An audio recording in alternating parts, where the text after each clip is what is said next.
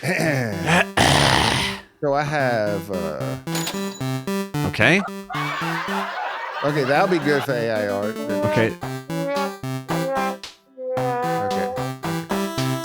I like that. Let's just do it. Hey, Kay. Nope. Let's not start there. Are we live? Yeah, let's be live. Hey, Cale, let me hit you with something. The other day, I'm on location, and here's the games I played. And we're talking pinball here, because this is a pinball podcast. It's called Pinball Party. I played Dune. I played King Kong. Okay. I played Ninja Eclipse. No shit. I played Dungeons and Dragons. Oh. I played another King Kong. This time it was a premium. Then I played Evil Dead. And this is all within a span of, let's say, a couple hours. One location. The two games I had the most fun with that day. Yeah. Little asterisks here that we'll come back to in a second. But the two games I had most fun with that day were the Walking Dead Pro and Ghostbusters Pro. Wow. Now, what struck me about these newish games was I went there specifically to, play the new shit. And Ninja Eclipse was one. I was like, I didn't think I was ever going to play that. All in one location? Yeah, Bad Penny in St. Paul. Man, they have all the games. Oh, they got all the games. Yeah, I think. Okay. Yeah, great location in St. Paul. Bad Penny, get you some Starcade, Keggin something. It's a great place.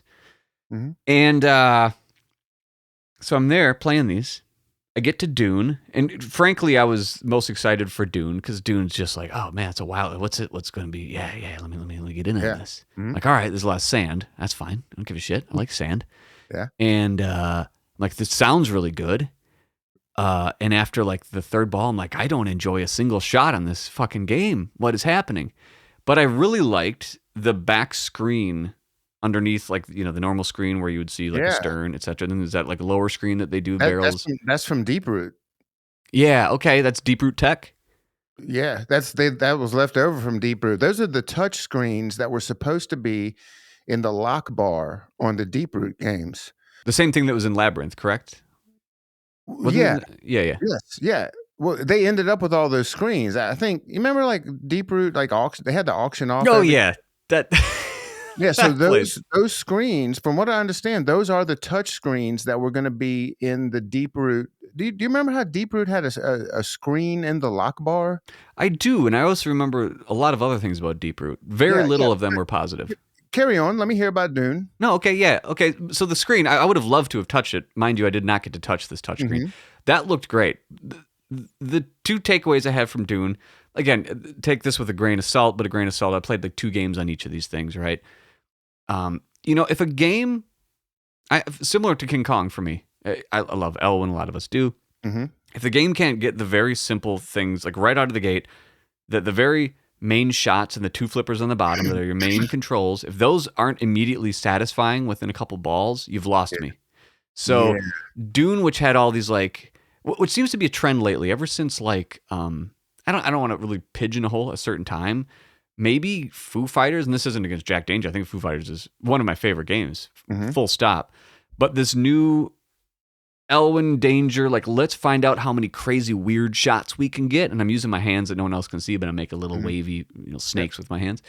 Let's get as creative as we can with these shots at the cost of like a good, satisfying game, which I think X-Men is a very strong case of. Like, yeah, the ball goes all over and it's really kind of crazy, but that game is not fun in the slightest because what's happening and nothing feels great. And we have to put a center post to stop all the like not poor physics, but like, you're putting a center post to like mitigate something.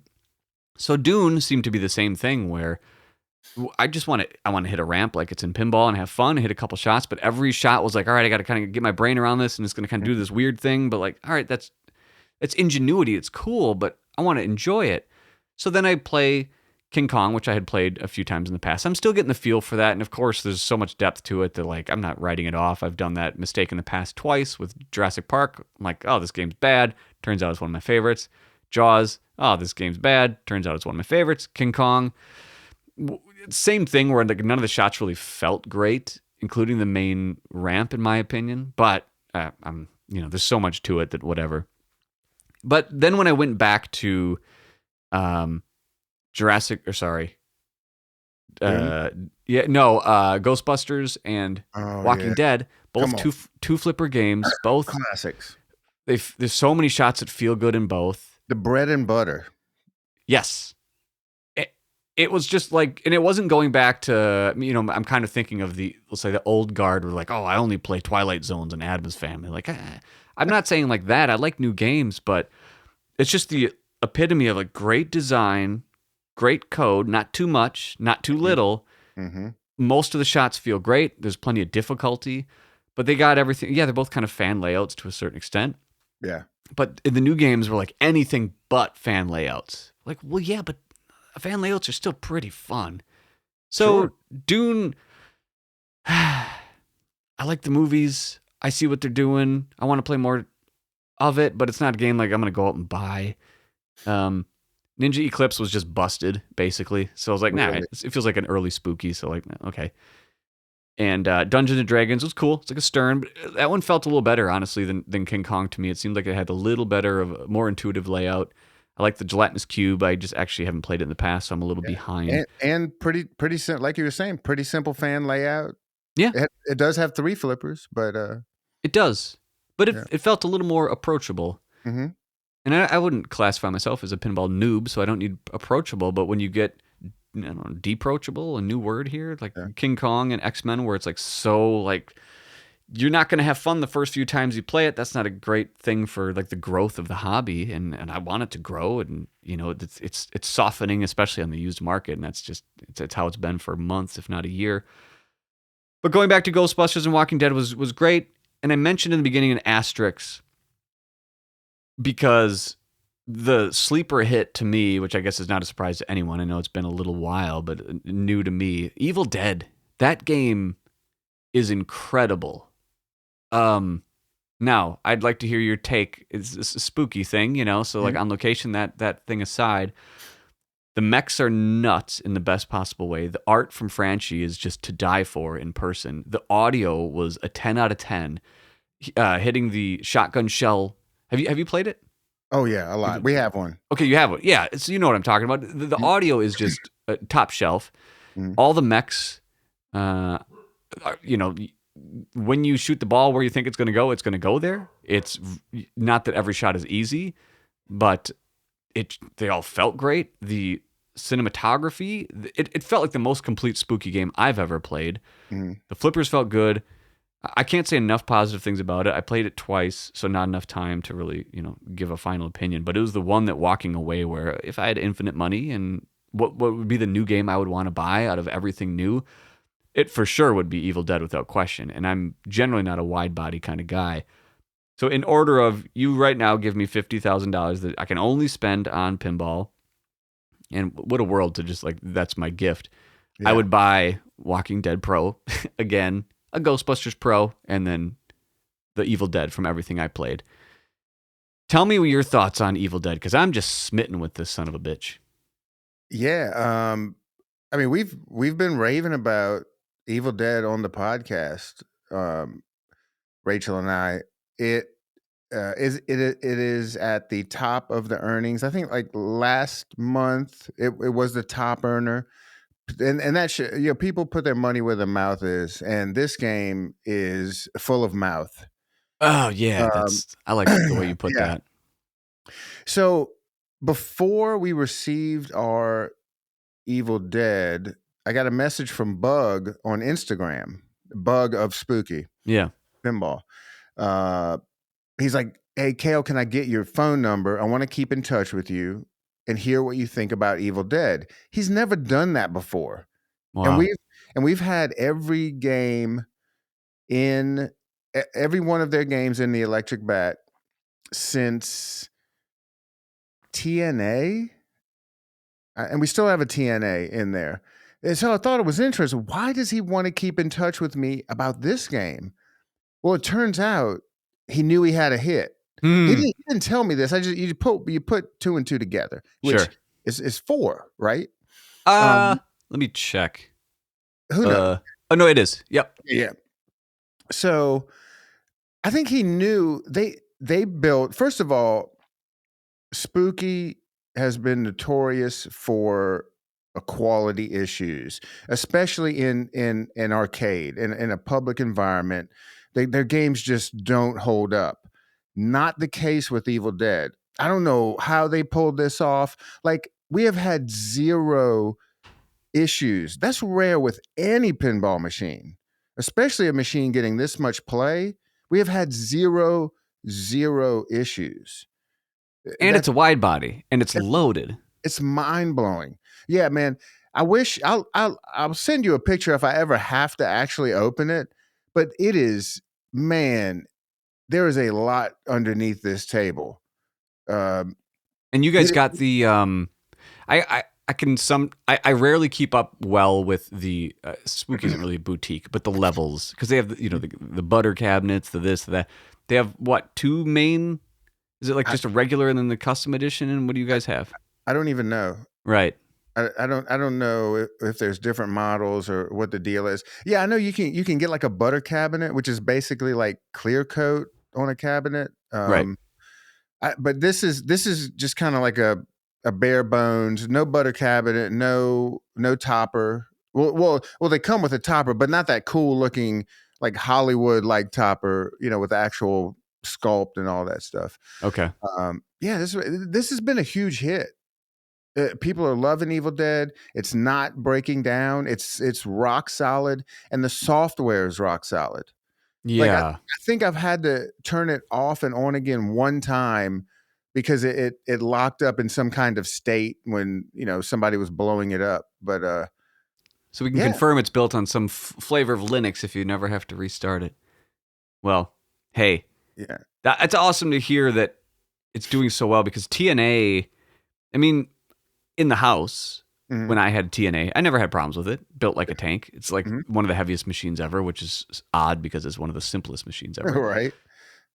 But knowing the problems you've had in the past with Halloween or Scooby-Doo, and when I saw Evil Dead, you were one of the first person I thought of, like, man, I wonder how this is doing, because there's so much that could go wrong. However, also, it's the first time I've ever played a Spooky in public. Yeah, where like everything just worked.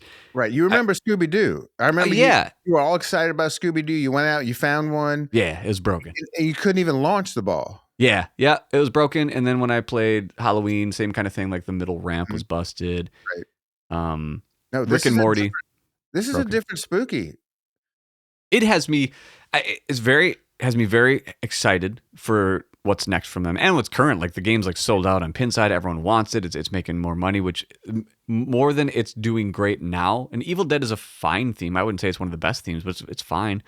Whenever they have the next game, they're going to be front loaded with sales, and because everyone is saying, yeah, this game's great, and I can attest it is fucking great. Yep. I'm happy for them. And we can go ahead and say the rumor is it's Beetlejuice. Beetlegeist, yeah, correct. Yeah. And wow, okay, so speaking of, I also saw the announcement that they have a new member of their team, Brady Hearn, I believe is how his last name is pronounced. Never met him. Familiar with him? The new sound designer. Right. I'm not familiar with his work personally. Are you? Same, no. No, I saw the announcement, and anything that's like, hey, a new audio thing, catches my attention. So just for those who aren't aware, this was announced on June 27th. I'll just read their post. Spooky Crew update. We are proud to reveal a member of the Spooky Crew who has been diligently working behind the scenes. Please meet composer and sound designer Brady Hearn. It's possible that it's Brady Hearn. Apologies. It's 1D. What is that? Brady? I don't know. Brady. Just say it until he corrects you, man. Yeah, Brady. I'm going to do both. As a composer, Brady has had music featured in over 120 television shows, including Dateline NBC, 2020, Impractical Jokers, the NFL, if you've heard of it, UFC, if you've heard of it. In sound design, he has worked closely with companies like NBC, probably haven't heard of them, Paramount, probably haven't heard of them, MTV, small little company, and VH1. Brady has put together some top-notch compositions for our next 2 game releases. Get ready to be immersed like never before. And who is a sound designer on Evil Dead? Because that was a 10 out of 10. Let me see. Sound. Well, music was Matt Montgomery. Game design. I'm not exactly. Call-outs, Bruce Campbell, obviously. But sound design is what impressed me more. Not that the music wasn't impressive, but again, in an arcade, you don't really hear music as well as like high-pitched sound effects that really punch through the mix. But their sound has always been there. I mean, since Scott Danesi on TNA, and even the actual hardware of sound that they put into like their own subwoofer, its own amplifier, they take sound seriously. And I think that's the right call, because the screen is one thing that you don't look at as much, but when you're playing, sounds direct you to so many things in the game. And when you nail it, it's amazing. And when you fuck it up, it's irritating as all hell. Spooky or Evil Dead reminded me a lot of the sound design in Iron Man. That was a Teal production where the sounds just sounded right when you hit a certain mech or a target or name the target. I mean that like facetiously, that you were actually hitting. And that is not an easy thing to do. So whatever Brady is working on next 2 games, let's say it's Beetlejuice. Oh my God. I am looking so forward to, hopefully they have the license to the main theme from the Tim Burton movie. Mm-hmm. And yeah, I think there's a lot of fertile ground there. And Beetlejuice, I would argue, is a more popular theme than Evil Dead. The hardcore horror people would say Evil Dead's bigger, but overall, Beetlejuice is going to sell more. So you set up with Beetlejuice. By far. Yeah, the Evil Dead, like, hey, we nailed it on kind of a niche-ish theme, but we it seems like they turned a corner, like a big corner. When you look at Harry Potter bullshit AI art trash, and then you look at Spooky with this Evil Dead looks like it's worth way more than Harry Potter. It looks like it's worth way more than King Kong, and it just looks like, yeah, this is a new flex by Spooky. I know I threw a lot out at you there, but because I'm just excited for Spooky, and it's been a long time, because I think this podcast started a couple years ago with the TNA CE release for $9,000, and I was like, what the fuck are you doing? Do you have any inkling of what Beetlejuice is going to be? Do you have any? No clue. I haven't heard anything. No rumblings from inside. They're keeping it tight, man. I'm just the way we feel about Spooky is we finally feel good about putting their games, and I may be speaking too early, but hopefully not. But after the performance of Evil Dead, we feel good about purchasing their games. They're especially after Halloween. It's felt like we were rolling dice. Like, is this Spooky game going to work? Everybody knows about the issues with Scooby-Doo. I mean, straight off the rip. I mean, people were having trouble getting the ball onto the play field. Yeah. Because of that loop, that habit trail loop that the ball had to take before it even gets close to a flipper. And then you had Texas Chainsaw Massacre and Looney Tunes.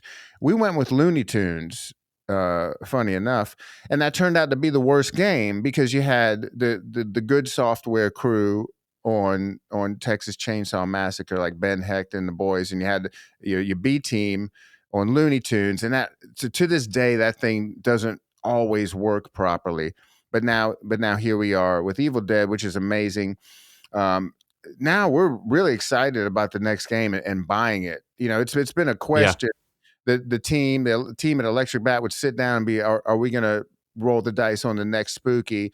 And we always ended up doing it, because we like the company, and sometimes you get burned. But man, we feel good about their titles now. Yeah. Yes. Yeah, Have you played a Harry Potter? Okay, I've wanted to talk about this, and I wanted to play this at, here we go. I haven't played it yet. I have not either. Haven't seen it in person. I haven't either. So yes, that being said, what we're about to say is from a couple of idiots who have used the internet to look at things. I'll be able to play it. I know we have one on order at our location, so whenever that gets in, maybe it's a race between you and I to play it. And this is difficult because it's one of the things that gave me a little burst back into why I'm doing this podcast. Is actually other reasons, but Harry Potter is one of the things that my wife and I share in life in general, amongst many other things. Not that our life is that surface level. Why am I defending this? We like Harry Potter together. We've always liked it. So when this came out, and I knew it was coming out for a while, but when it actually got released, we're like, okay, this is almost like just built into the budget. We're just going to buy this, right? And the game got released, and the super level, whatever the custom, whatever top level that no one's going to buy, that I guess it's ugly. Like, okay. But like the arcade edition, which was quote affordable, was like, yeah, that's perfect. It looks great. Isn't that amazing? Oh my God. You can get a brand new Jersey Jack that has the exact same gameplay as all of the other levels for $10,000. That's a deal. It's incredible, and it is the absolute right call, at least for, I would assume. I don't know the details on what's selling the best. There's anecdotal experience that actually the top level is selling the best, which, okay, maybe. I don't know. We don't know. It's Harry Potter. It prints money. At least the theme does. Mm-hmm. So the base model was all ready to go. And then, the art, not AI art gate, which let's smash on in a second, but the overall art, cool, looks good. Yeah. Everything looks fine, looks great. I watched the game reveal. It's Eric Minier, is that right? Yes, correct. Okay, and games in the past are just kind of like bloated, I guess, software wise. So I'm just kind of like the first stream, I'm like, just like any pinball machine, even like TNA to a certain extent, you don't really know what's going on. Yeah. So I'm like watching it, I'm like, okay, this sounds terrible. Okay, what's happening? This sounds like a slot machine. Damn it. All right, but okay, but there's a lot of people, and people are like, oh, it's not that bad. You see the next stream, like, sounds like a slot machine. Okay, that sucks, but let's keep going. And knowing that David Teal was working on this, and he didn't let it slip, but I did a long deep dive with him a while ago, and I kind of knew, and I really have been looking forward to like talking to him about some of this, and I still want to, but I was really listening for audio specifically. And then I saw the out lanes that are like in lanes, and I'm like, okay, changes something that, okay, I guess, why not? Maybe, whatever. But it looked fine. And then you start seeing people talk about, hey, the code is just all over and is confusing and whatever. Like, okay, great. And then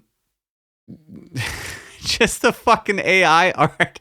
I see this article like, hey, is this AI art? And you're like, well, that's just not AI art. That's bad, real bad AI art. Mm-hmm. And then because I'm a masochist, whatever, just like, let me read these comments of people talking shit. I don't know, that little dopamine hit you get from people just talking shit. Like, what's wrong with me? I'm a human. It feels so good. Yeah.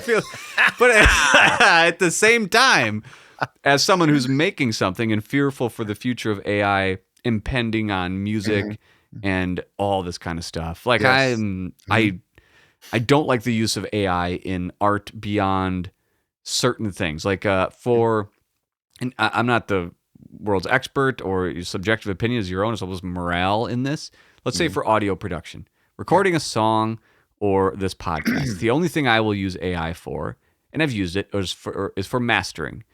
Mastering really has gotten to the point, though, in general, where even if you were going to master a song, even Britney Spears, Taylor Swift, you're not to discount someone who's mastering, you're not doing a lot at that point. You're getting it to radio levels, quote unquote, compressing a little more, limiting a little more, and then you might have to tweak some EQ, but you're really just bringing the volumes up to what you want as industry standards. So when you hear something like it's remastered and you expect it to sound tons different, it's not gonna. It's just a little bit. So even when you would record an album and master a song, that was such a small part of it that it wouldn't cost much. People would do it like, I don't know, it's like $5 a minute. And then at the end you could just outsource it to someone because you just run it through a filter and it's done. Now in like Logic Pro, which I use mainly here, they have built-in AI mastering because that is really just a little bit at the end to finish. It's not has anything to do with the creation of the actual melodies or the drum beats or anything, or this podcast. It's not creating what we're talking about. It's not creating my voice or your voice. It's just the last finished touch to make it sound great. Right. So seeing this AI art seemed like it was done way more than just, let me just darken the darks and lighten the lights or improve the contrast. It looks like someone was just basically like, make this dragon. They're phoning it in. Big time. Yeah. And So like I can empathize with you want to use AI to like help your job a little bit at the end. And I don't know the artist. I'm not going to dig into no judgment on him or whatever, but more so you have one of the biggest themes ever in pinball. You're the most expensive pinball machine from the most kind of arrogant company, even from their marketing. Like we know what we got this. And then you throw out this shit. I'm not giving you money for this. Right. And that's just kind of how I felt. You add up the code, whatever. I haven't played it. I haven't shot it. I don't know how it feels. Again, the two idiots who've just seen the internet. I haven't played it. In person, will I think it's awesome? Probably because it's Harry Potter, but then I'll play it a little bit and who knows. But all these little things are adding up to be like, seems like a botch job. Yeah. Yeah, there's something there. I from not just from that, but from other clues and from actually being at Jersey Jack during the release of Avatar, I think there's a morale issue. There's something deeper than just the artist screwing up. This is really despicable. Like his name's Jesper, the artist, and he's been in the industry for a long time. And I don't know how closely you've been following it. The kineticist Colin, he dug deep into this and did some great articles on it, and he found something on Jesper's, I believe, Blue Sky account, Okay, like a while back, where he seemed to be worried about AI taking his job. And I've heard of a lot of artists say this. Yeah, rightfully so. Yeah, the fear is valid. 100%. I mean, if people have never messed with AI, you can literally, let's say you own a bar or a business or anything like this, you really don't even need a graphic designer anymore. You can put in some prompts into AI, and develop it will push out a pretty damn good piece of marketing material for you. Yeah. Like it actually makes words now. I remember at the beginning it was hard. It it looked like Russian. It's like the words were all messed up. Now it's like it can do it. It can do it. It can do it very well. It can do it very well and very cheap and very quickly.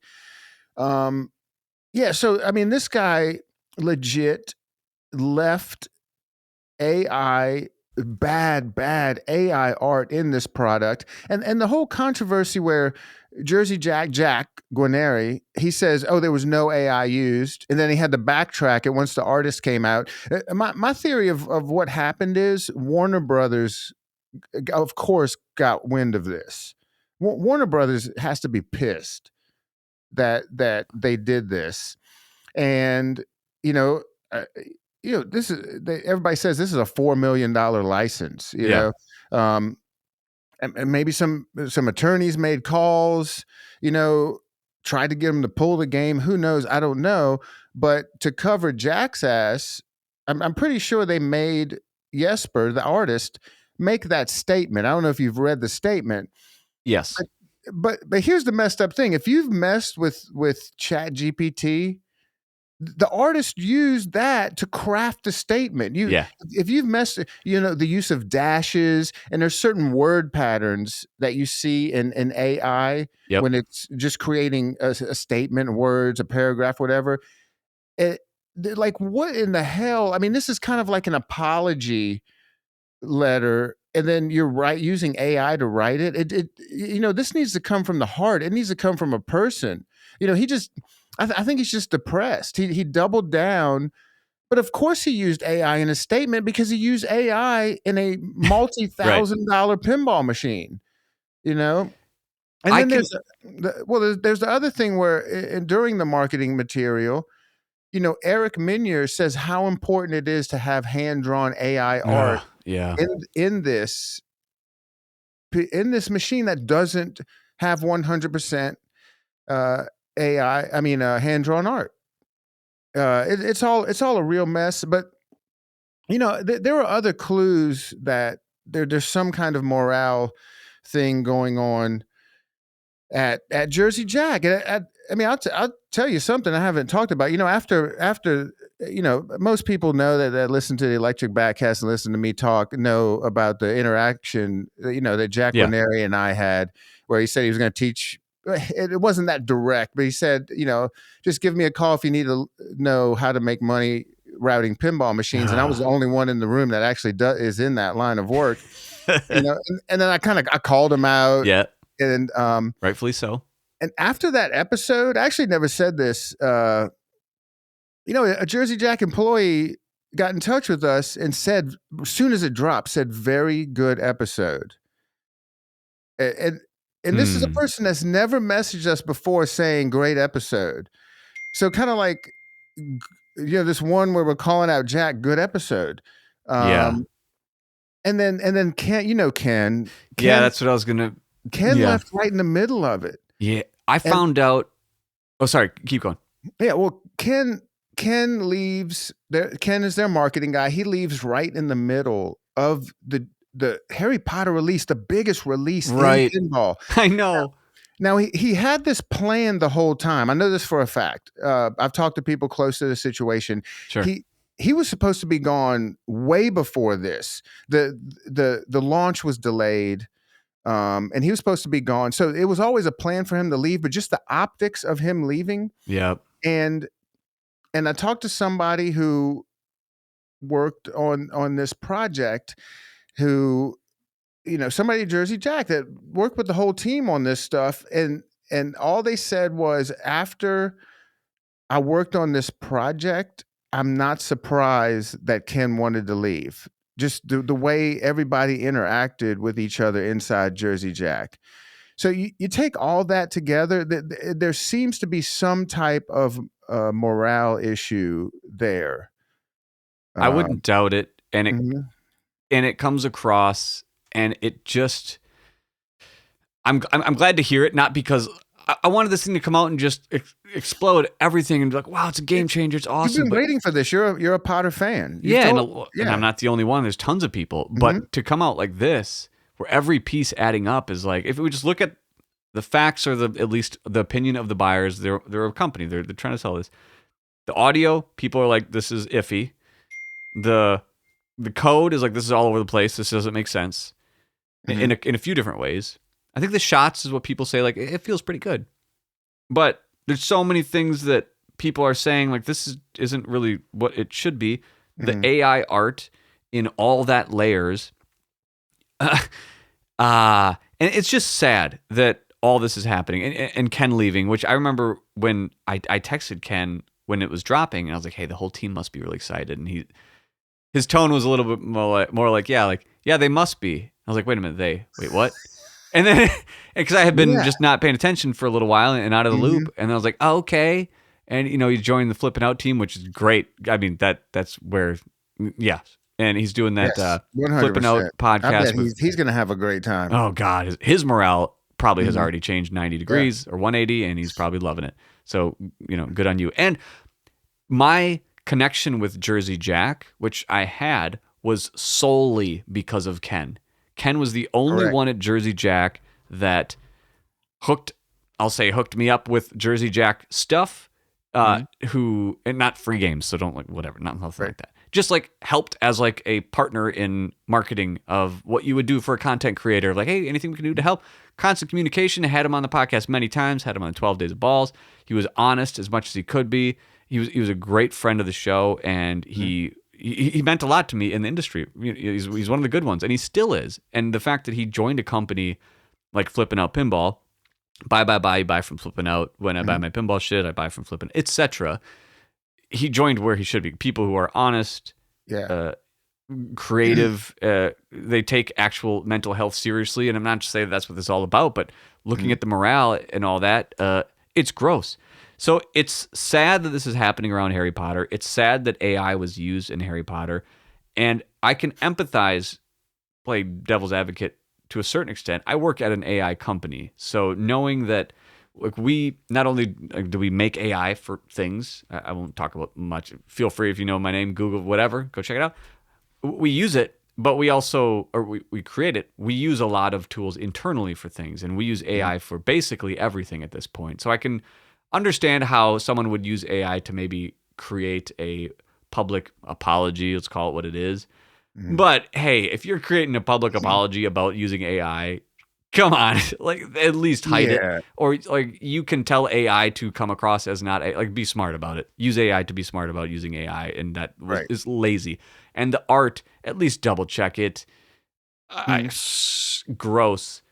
Yeah, and there are good ways to use AI. 100%. It's a fabulous tool. And Yes, just for example, Chris Franchi made a statement about AI, and he is using AI in the project he's working on right now. He said it's a project that's going to be released in about a year and a half.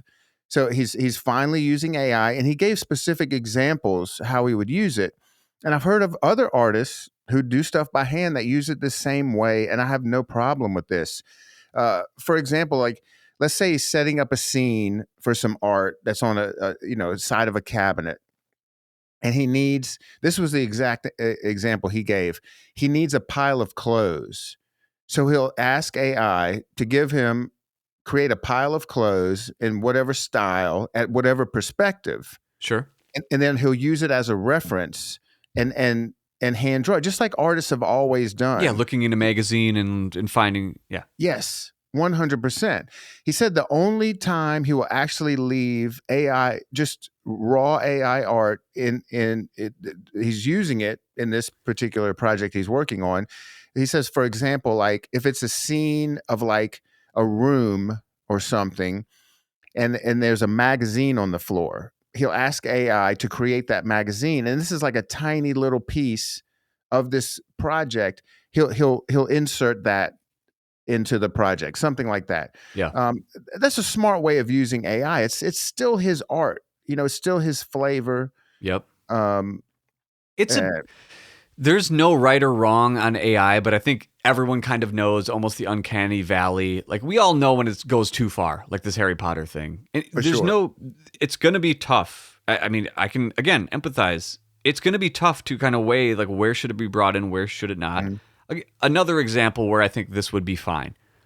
If they were making The Matrix and they were like, we used AI to create the art, that'd probably be a selling point.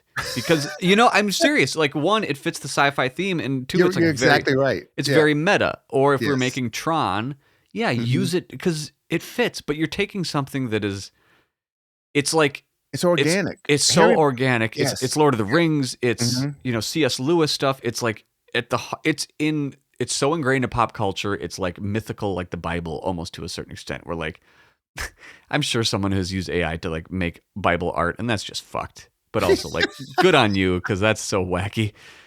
It just seems it wants that level of respect, and it's fucking Harry Potter. I think Star Wars would also be one. If they used AI, I'd be like, no. I mean, yeah, it's sci-fi, but it's Star Wars. Draw it. There's so many artists who would kill to do it for pennies just to be a part of it. And I'm sure the same with Harry Potter. Someone would have killed to just, I'll do all of it myself. Yeah. Just give me the chance. Franchi, he would have jumped on that. Oh, dude. I know we talked about, mentioned Franchi with the Evil Dead art, but going back to Evil Dead, to just cream on it a little more, if I may. In a good way. Good cream. Yeah. The art is phenomenal. The first thing I saw, the colors just popped everywhere, and the is his name Ash? I forget, or is Ash in? I've never seen the movies. You've never seen Evil Dead? No. I guess that's not much worse than me. I can't remember if Ash is from Evil Dead or Ash is from. I can't even remember the other adjacent movies to all this. Fuck me. Email into pinballpartypodcast and tell us we suck, even though I've seen these movies. Let's just call him Ash for the sake. I'm thinking of the guy with, when he's got a chainsaw. Army of Darkness is what I'm getting at. Army of Darkness. Bruce Campbell. The art reminds me of, this might cut deep to some, Gary Frank. He is a comic book artist. He's done a Superman run that I love to death because he mimics Richard Donner's era of Superman, like how it looks and all that. His artistic style. Not that Franchi is copying Gary Frank at all. That's to say, like, Gary Frank works for DC Comics, commissions other work, but phenomenal artist. Franchi is just as good, if not better. And has Franchi done comic book work in the past? I mean, this is some of the best art I've ever seen in a pinball, period. And it's not surprising to stay on this Gary Frank for a second, when he pitched his Superman 79, whatever they're calling, that's Franchi art, was like, this is what I would do for Superman. Very similar Gary Frank type of art is just a reference I'm using, where Franchi is just incredible. I mean, Yeti is also great. You know, we all know the top ones out there, but this Evil Dead is a 10 out of 10 art-wise. And yeah, I agree. Man, I guess nothing else to say on that other than it's weird that Spooky's Evil Dead is easily, right now, gun to my head, I'd take Evil Dead over Harry Potter. No question. Wouldn't even take a second to think about it. Yeah, it's sad. I mean, it just tells you that something is going on over there. It's such a small. I mean, I've been there. It is a tiny, tiny company. I mean, I've like back in the 80s, like my dad owned a travel agency that was bigger, like square footage wise, than this place. It is tiny, and like, you know, if just it is a small group of people, and to have these blunders, this has to bring down morale, like just so much. I mean, something is going on here, and it's coming through in their final output. I agree, and this isn't to just like blame on it, because we're doing a podcast obviously because we love pinball and we want it to continue to be great. So it's not like let's pick a machine or a manufacturer and just shit on them for a while. I mean, we are shitting on them. Don't, whatever. But long term, do better. You got to do better. How can you not shit when they allow this art to be released? Like Franchi was talking about, you have to remember Franchi has worked with Jersey Jack in the past. Yeah. He doesn't, he's like, I don't see how this happened, because it's not only the artist, there's also an art director at Jersey Jack. An experienced art director. Is there? Apparently not. I mean, he's there. And Franchi's worked with him. He said he's completely capable, great guy. Like, how did this get past so many people? You know, this artwork is, and people, you have to remember when I say it's garbage, there is some hand drawn stuff, especially of course, in the, what is it, the Wizard? What's the top? The CE. That a different artist did the cabinet art. Sure, but I don't like it, but it is different art, right? And apparently hand drawn. I don't know. We don't know anymore, right? We don't know. But you're buying a 15,000. There's a lot of AI shit on the playfield, and you're buying a $15,000 game with just this slop. Like, and I've kept up with all the comments. You know, being a graphic designer, I used to be an art director at a packaging company.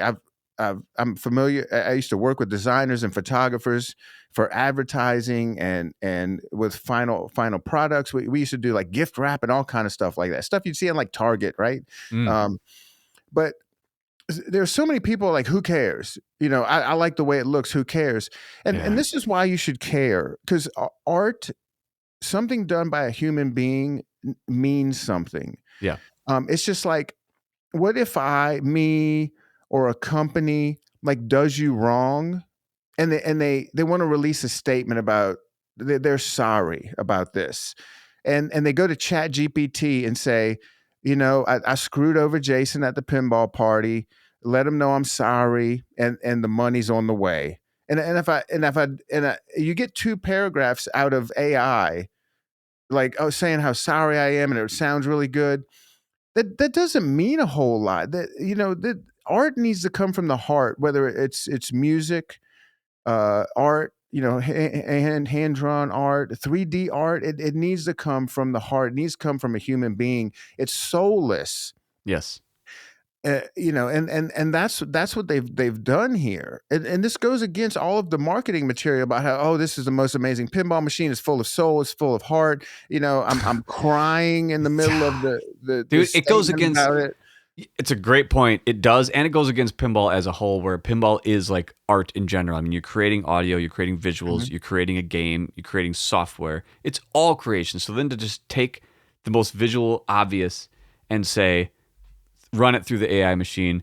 Now, have our pinball programmers using AI to code? I would hope so, and I can 100% guarantee it, and they should. Yeah. So, but yeah, art is.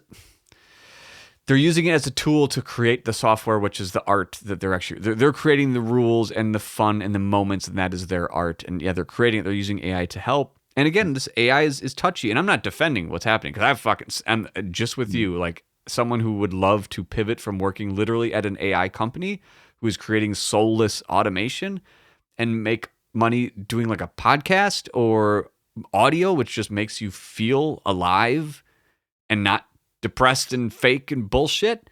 Fuck yeah, I don't want AI in any of this. But I get that it's. I don't get it in Harry Potter. I think it's a blunder. To your point, I think it's fucked. And to the people who do say, yeah, why does it matter? Like, yeah, you don't have perspective as an artist or someone who's created anything, and that's not anything wrong with you. But try to know that this is like people's livelihood, where some people would love to just draw Harry Potter for less money than the person who used AI to just create it. And it's just killing a whole industry. Right. And if we allow it to just take over all art, period, that's... Well, I mean, we can go even deeper into this. We're going to see so much more of this. I mean, you've heard about the fake band that's on Spotify right now, right? I mean, I've heard of so many of them, but was there a specific one that people are paying attention to? Yeah, there's a specific one. And I can't remember the name of it. If you Google, it's in the news right now. If you Google, AI Spotify band, it looks like an Americana. Like anyway, I went to listen to it when the news first broke out, and everybody's like, "There's no record of this band ever touring or practicing in a garage and becoming good and buying a van. Like the whole what you do." To become a professional musician. There's no record of any of these guys. All of their promo shots were the Velvet Sundown. The Velvet Sundown. All of their stuff, obviously, all the promo photos are AI. It's just real obvious. So Rick Beato did a good video on it where he broke it down. He separated the tracks in Logic. Okay. Using AI. Yeah, well, you'd have to because like, unless you got the master stems. Right. And he was like, "This is obviously AI." I mean, but the fact that nobody knew, you can't get in touch with the band. There's no. But anyway, the reason this is, but the music sounds good. I listened to it and I was like, "Man, this is really impressive." I could see myself being, eating brunch out and like this coming over the speakers and being like, "Oh, it's a cool vibe." Yeah. But here's the evil part of this. So Spotify has this band, AI band. They're pushing this. Everybody listens to music. I'm sorry we're getting too deep in the weeds, but this just shows let's get it. How bad AI is for us as the human race. Yeah. So Spotify is now pushing these fake band songs into playlists because that's how everybody listens to music now. Before, you used to buy a whole album and you listen to the whole thing. Then it was like singles. Then downloads came out and you would cherry pick. Now you listen to a playlist in Spotify or wherever. You go, this is the kind of music I want to hear. Give me more of it. That's how. Can I add something to this?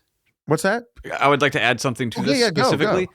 As someone who's starting, so the way to get successful now in releasing music is, to the same point, the only way to do it to break out of nowhere is to get on editorial playlists, and the only way to do that on Spotify is to submit your released music before it's released. So, and I did this a couple weeks ago, and I have another one coming out soon, that you post it to whatever you use, DistroKid, whatever's going to push it out there.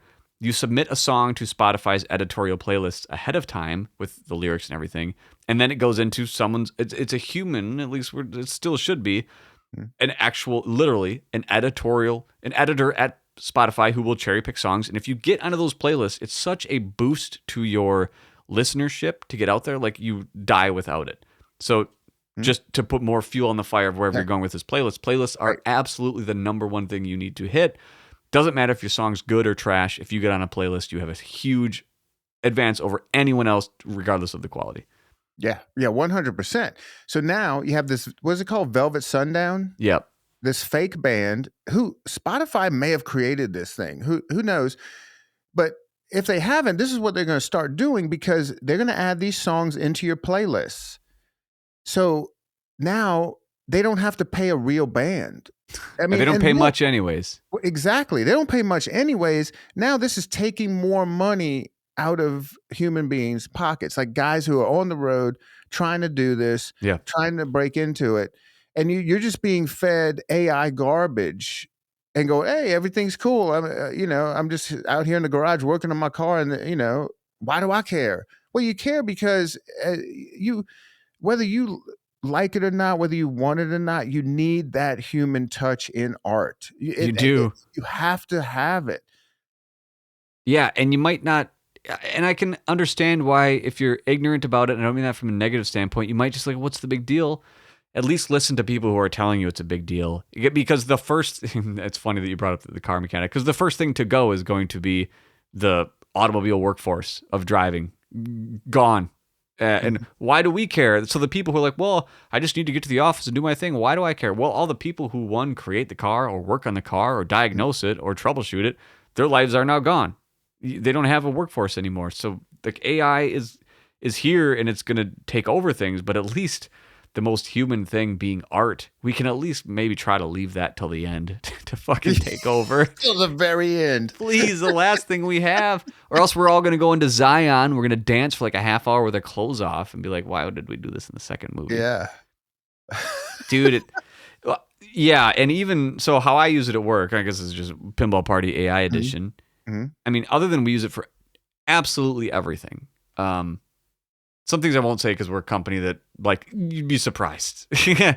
But for example, when I run team meetings with my team, I have direct reports, and we use Gemini, Google's branch of one of these, to record our Google Meet meetings, which is fantastic and it's great. But what it does is it'll transcribe everything, and then it'll also like cut it down into a TLDR or a too long didn't read or a summary, and it'll give action items. It'll listen to everything and then give action items to the people who brought things up. It will just do a phenomenal job of summarizing whatever you're talking about. Well, so you record all of your meetings. You can create your own AI bot based on employees that you have. So have AI bots based on here's what I expect my employees to do, what they want, what makes them best. And then you just feed this bot every week the weekly meetings that you have, and you make your AI bot better and better and better. And you can see how it just starts to replace even just employees at a company. Why would you need the employee when the AI bot never gets tired? It knows exactly the personality you want. It has all the meeting notes from the meetings you have every week. It can still do the job because no one can tell the difference between what's real and what's fake.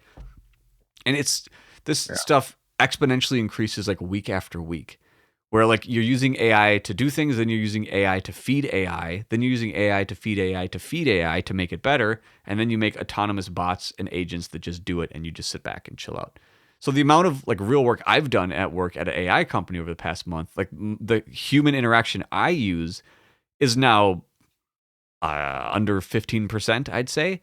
And the fact where it's crucial to even pay, like I pay for ChatGPT Plus, combine that with Gemini and then something called Glean that we use, and then Grok and everything else. I mean, it is so powerful, and you got to respect it. But again, don't put it in the fucking Harry Potter pinball. What are you doing? Yeah, and I feel you, because we're at this crossroads where I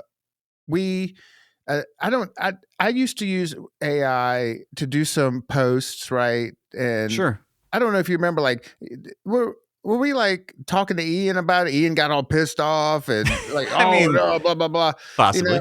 And I would even use it for some, to create some art, to create some flyers. Yeah. And then I'd still have to go like do stuff in Photoshop to make it make sense. And then I would like, oh, this Chat GPT thing's really cool. So I've experimented it with it. And it's crazy, but I stopped doing it because when I do a post, I want people to know it's for me and it really means something. But on the back end, like our bar manager, man, I didn't even think about doing something like this. Our bar manager went into Chat GPT and said, give me all the details from all the liquor distributors, the price lists, their contact information, and put it into a spreadsheet, with all this other data. And it did it. The output was like, holy crap. Yeah. And is that taking somebody's job? I don't know if we would have ever hired somebody just to do that, but it's making the bar manager's job easier. Yeah, I guess that's like what I do 8 hours a day. So like, yeah, the things that what I've actually used it the most for outside of work over the last 3 to 6 months is I use ChatGPT for like almost like a personal therapist, not like help me, but to a certain extent, yes. Try that. Yeah. I have. Well, I should tell you the output that What's it wrong said. with me? This is No, what's no. going on. Okay, I've let me fill the air for 20 seconds. Talk about something, and I'm gonna give you something. So fill the air. Tell a story quick or do something. Tell me about Okay. Electric Bad. What's earning? What's doing good? Oh, you know what? We need to do another episode soon. But so Rachel could actually give you the hard data. But I mean, right now it's what people are playing. People are playing King Kong. People are playing. People are playing Jaws, X-Men, and John Wick because of updates, software updates. People are definitely and playing Dune when it works. It has so many problems with like restart, shutdown, flippers not working, all kind of stuff like that. But people want to play it, and they're updating it like almost every day. That's like a job just keeping up with the updates on Dune. So, Okay. Yeah, that's what people are playing. Wait, I did because I was using AI to do something while you were saying that. Mm-hmm. But rightfully so. I was pulling this thing up. You have a Dune? Did I catch Yeah, that? yeah, we've had a Dune for a few weeks. Okay. Here we go. So I have been using AI for so many random things, from like watering new planted grass to figuring out, what it's cooking, everything in life, Mm-hmm. Mm-hmm. And then if you tell it that, hey, it's the world's best, you're the world's leading psychiatrist, evolutionary biologist, all these things in one. I've asked it before to. So what I prompted it to a few weeks ago was, hey, based on our last 6 months or a year conversation, do a psych analysis on me. Give me your opinion. I don't know which questions to generate to ask you to get this, but I'm trying to get the root of things I don't know about myself based on the patterns you see, from a subjective and objective. Feed it all that kind of stuff, and it gave me this answer that was just like, fuck me, like just this truck ram honesty and just this objective. Like, here you go. So I just said, hey, I'm doing a conversating with Cale, who I haven't talked to in a little bit on the podcast, and you know how I've used you for a while, talking to AI. Give me a quick summary on myself, and well, here's what it said. Jason is a 42-year-old creative with a high-functioning introspective mind that's constantly oscillating between analysis, imagination, and existential questioning. He spent a lifetime trying to turn inner chaos into something beautiful, useful, or at least understandable. He's the kind of person who over-researches deals not just to get a good price, but because knowing everything gives him a sense of safety in a world that often feels unpredictable. He uses humor as a weapon against superficiality and bullshit, and he can smell inauthenticity from a mile away, whether it's in people, business, or into institutions. He thrives in freedom, resents control, and has zero tolerance for environments that reward blind obedience over nuance and creativity. Jason is a neurodivergent ADHD, sober, no caffeine, nicotine, drugs, or alcohol, and deeply reflective. He quit Ritalin after 3 days because even though it helped him, he sensed dependency on the horizon. That's how seriously he takes sovereignty over his mind.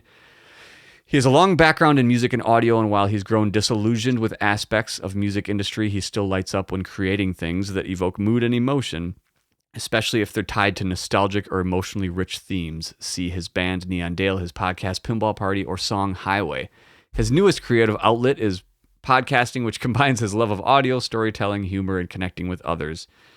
Career-wise, he is currently a sales engineering manager at a company with fear-driven culture, which he hates.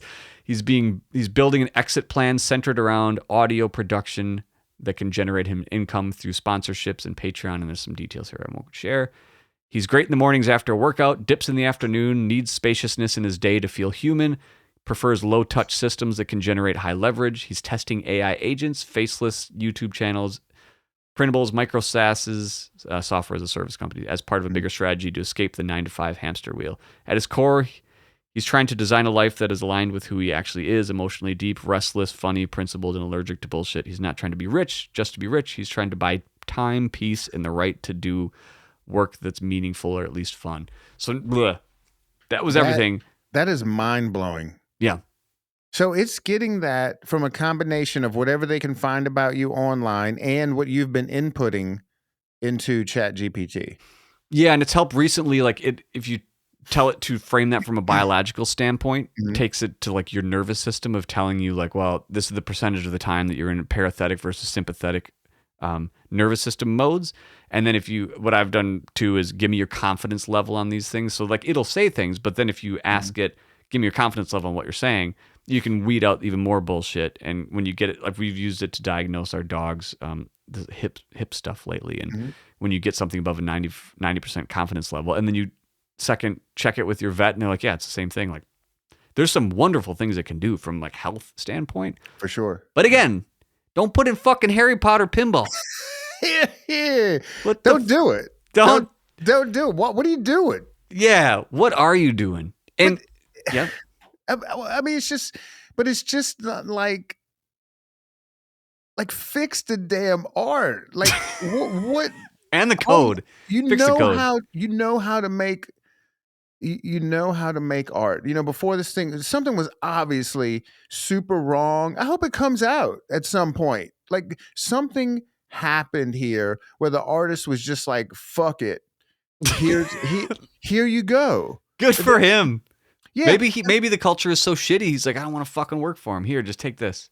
Right. And it's not like, let's just take Stern's X-Men. Everybody knows it needs code help. Needs love. Right. Yeah. Right. But but you can always fix code. Right now, you get fucked. You're buying a $10,000 to $15,000 machine with just sloppy, lazy, dialing it in, phoning it in art. That is completely unacceptable. And I know, Jack has made a go check out the Kineticist articles about this because he actually talks to Jack Guarneri about it. To check that on your free time, friends. But like he really does a deep dive in it, and it's great. Like once it's first Jack says, "Oh, there was no AI art." Then he it's exposed that it was AI art, and he kind of like makes a joke about it. And his statements in the article, and it's really insincere. Kind of like AI. Hey, okay. We jammed on AI, rightfully so, and we will continue to because it's not going away. It's just going to become more prevalent. And one of these days, we'll do an AI full pinball party podcast. It'll all be AI, and you'll be like, "That is one of the worst podcasts." Amazing. It's one of the worst podcasts we ever heard, or just everyone loves it. We'll see what happens. But let's shift gears. Let's end this with some positive stuff.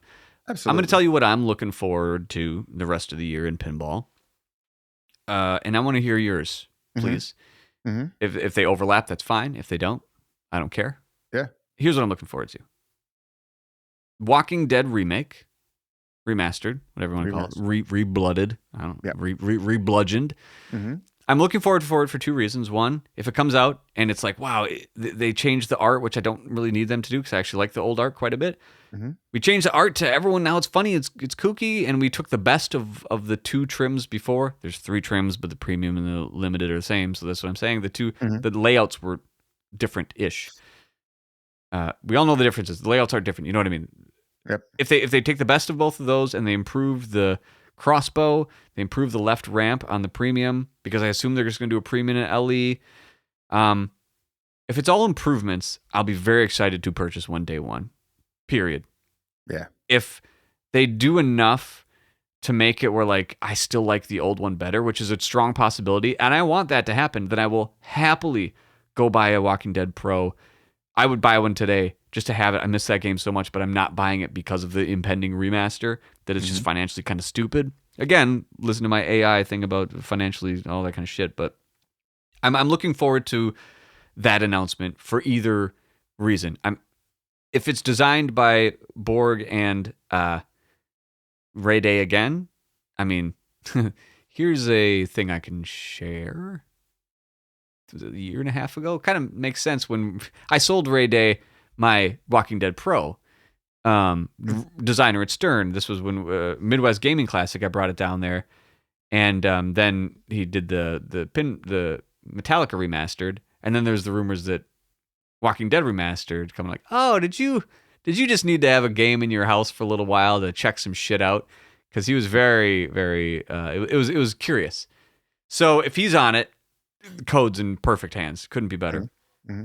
I'm very much looking forward to that. I was looking forward to Jaws 50th. We didn't even talk about it. Got released. Looks fine. Yeah. It's just red armor and some glitter on the playfield, and and the price is the same. Yeah. So anyone that likes, I actually like the original slightly better, but yeah, some glitter and some brass. Do you know why they brass covered the habit trails and ramps? Like, no, I mean, probably just to make it look different. Yeah. They just want to. I mean, that's all it is. It's the same game. Yeah, it's the same. This is like the 4th of July version, red, white, and blue. I didn't even put that together. Yeah, and so here you go. You can get this one, or you can still get the old one. They're the same price. Just pick one. They just wanted to make it, give it a different package. Like an automobile. This is a little bit different. Same engine. I found the brass to be, I thought like the silver almost makes more sense because sharks are gray. Mm-hmm. So I was like, is there a gold or a brass thing? I'm not thinking. Like in Lord of the Rings, the game makes sense because the rings are gold and there's brass, all that. But okay. Well, the vibe it gives me, like, and my dad had one of those old fishing boats that like was in Jaws. Okay. And there are a lot of like brass stuff in it on those old wooden fishing boats. So that kind of gave me that kind of vibe. Okay. I was looking forward to that, and it was like, cool. It's out there. Get it and buy it from Flipping Out Pinball if you want it.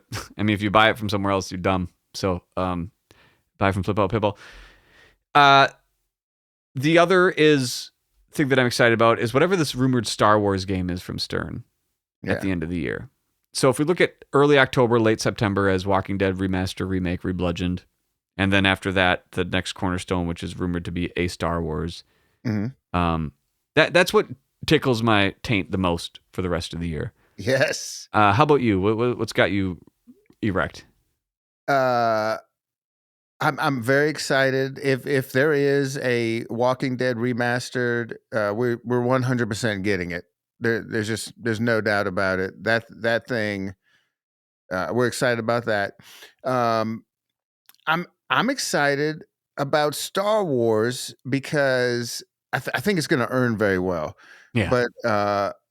But also, it's Borg. He's going to do a cool game. It's going to be a cool layout. But if the rumors are true, and I've heard somebody not inside Stern like confirmed to me, said like, it's episode 1, 2, and 3. Is that what you've heard? I've heard a few different things, but the most, yes. Yeah. Okay.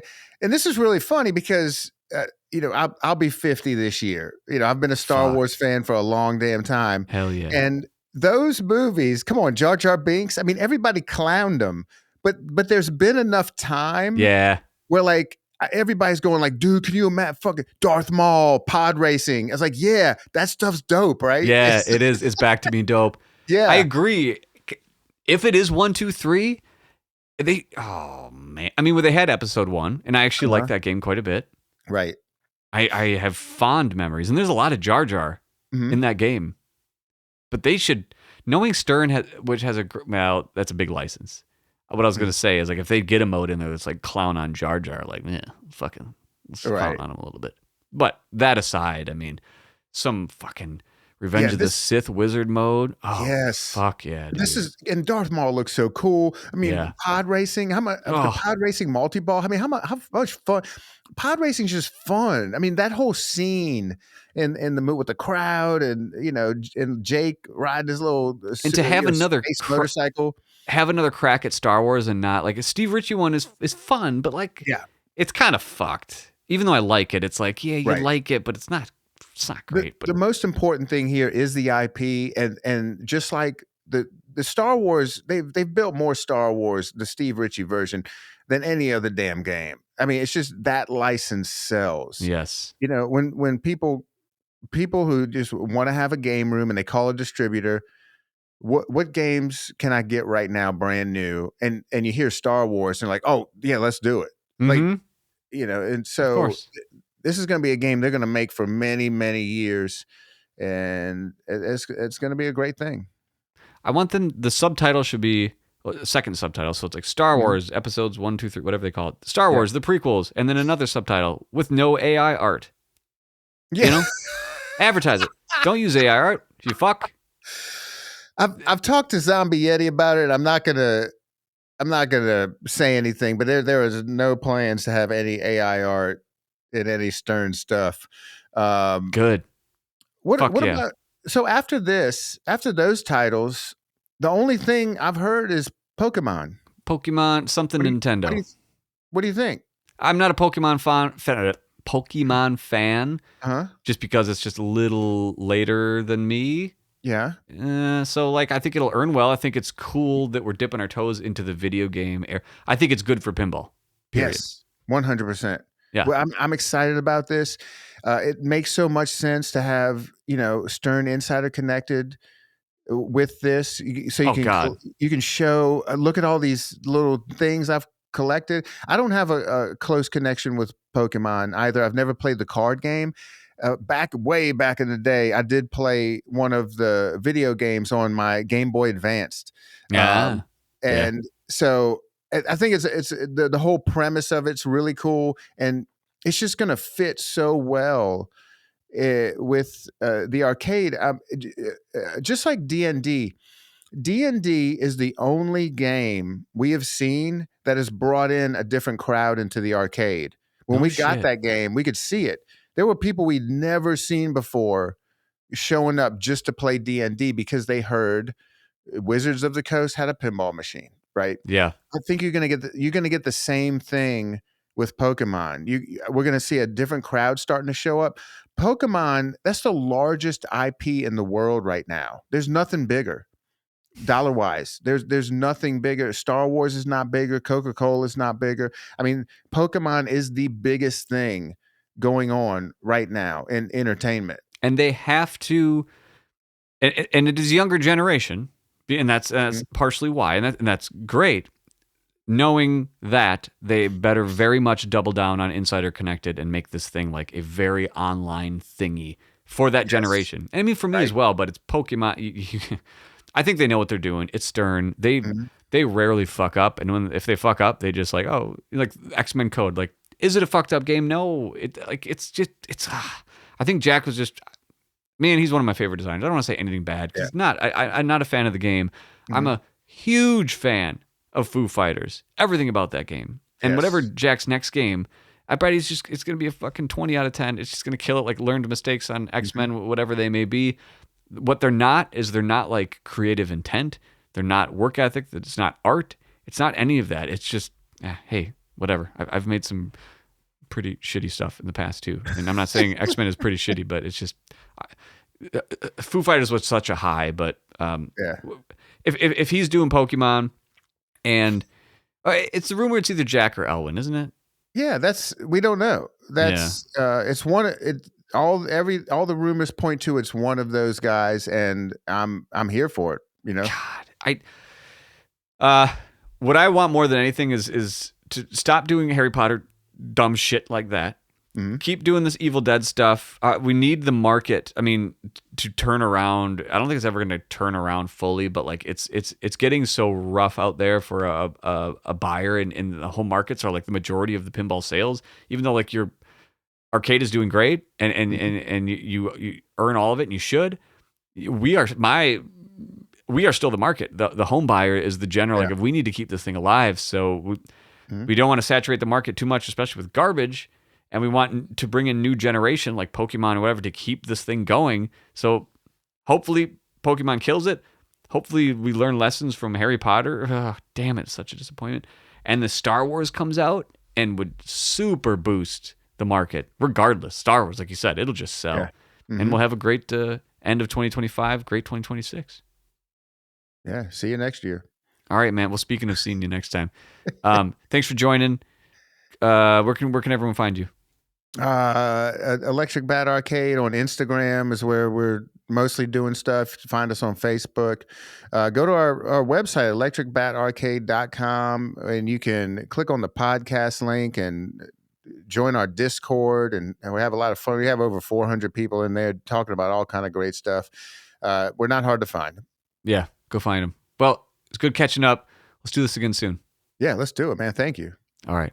Talk to you later. When I buy my pinball shit, I'm far from flipping out.